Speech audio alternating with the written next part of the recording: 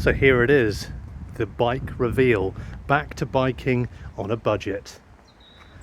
So yeah, I would love to have something a lot more up to date than what lurks underneath this cover, but you could never get involved, stand by the sidelines and whatever, but you just think at some point I've just got to get involved. It's been a long time since I had a bike, and I just thought, you know what, life's short, I just want to get back on and just enjoy it a bit. So limited budget, had about sort of 1,500 quid to spend, and I made a few mistakes before this one, and with a bit of common sense I could have probably spent a little bit more on a different bike, but regardless, £1,500 I'm pretty pleased with. I think it was actually 1,550. I think it was advertised for 1,650 and I managed to get £100 off.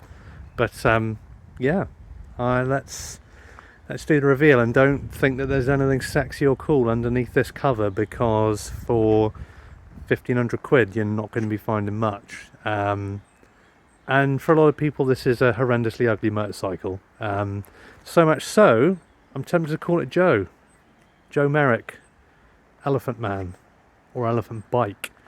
So let's give you a little sneaky peek.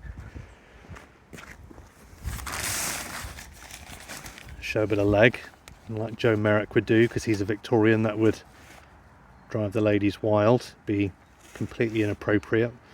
Drive the men wild, I guess, because it would be the women showing their ankles.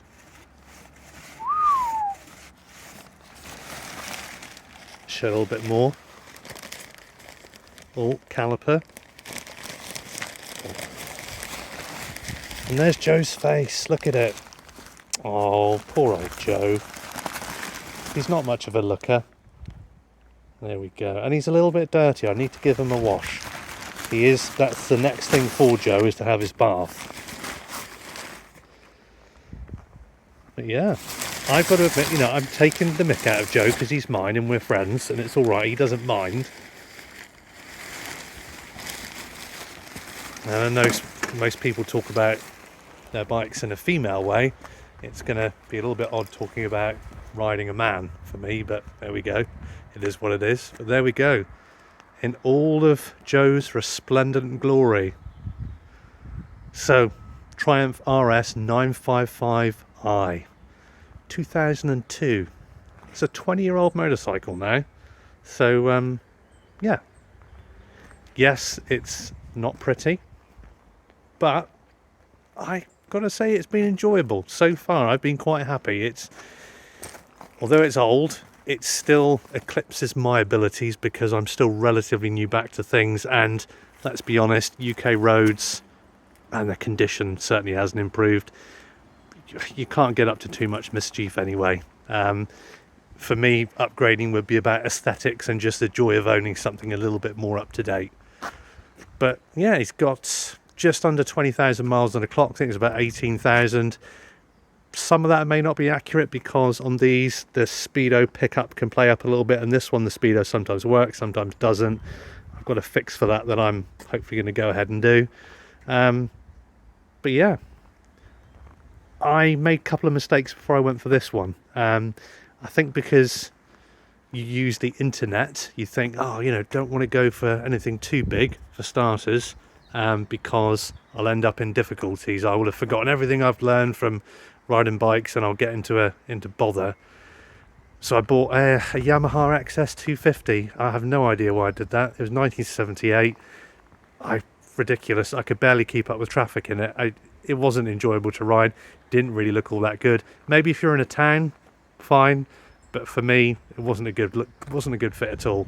After that, I bought a ZX6R Kawasaki, one of the early ones, like one of the first. I think it was a late 90s one. About £1,200 that was, but it was a dog and I should have known better. And what's difficult when you're buying second-hand bikes is you often can't take them for a test ride. And when I got it home, it didn't work properly and I ended up selling it for £500. The XS I didn't lose any money on. I just sold it for the same. A guy used it for like vintage fairs, so that's how old it was.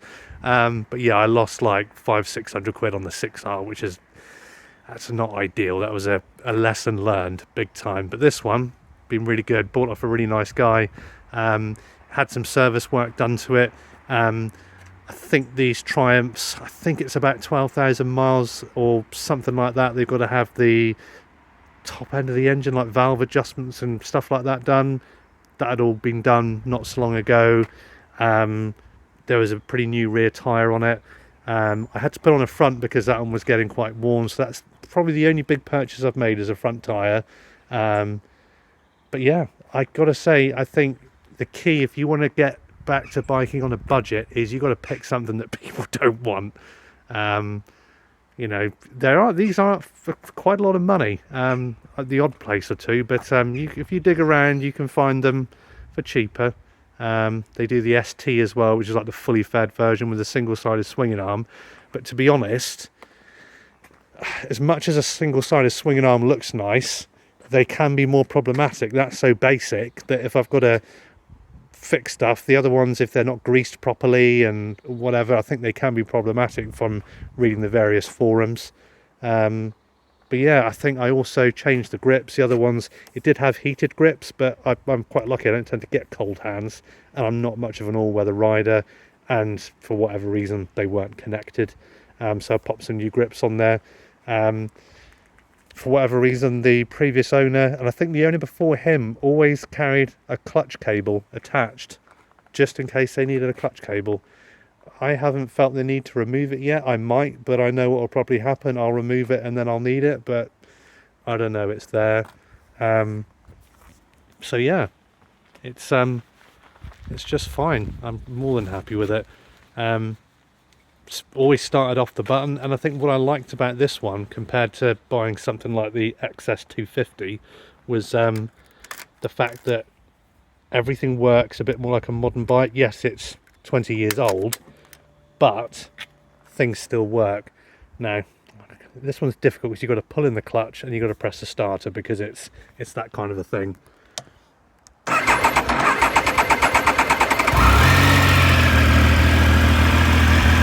That's been the hardest it's been to start, actually. I warmed it up to put it through some heat cycles because it had a engine management light come on, which is now thankfully gone. If you put them through three heat cycles from cold, they can sort themselves out. Because I was thinking I might have to do the whole tune ECU thing, but luckily didn't have to do that. But again, for a 20-year-old bike, up to me that sounds good. You know, and it's been a pleasure to ride. There's been no problems with it. Centre stand, real grandad thing, but it makes maintaining the chain easy.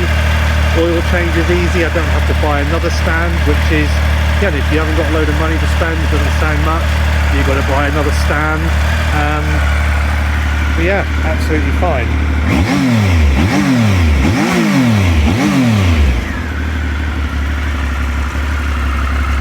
And it has been warmed up before, so it's not, I'm not doing that on a cold engine. So yeah, when I get my helmet camera, I'll take you out for a few rides and show you what's going on.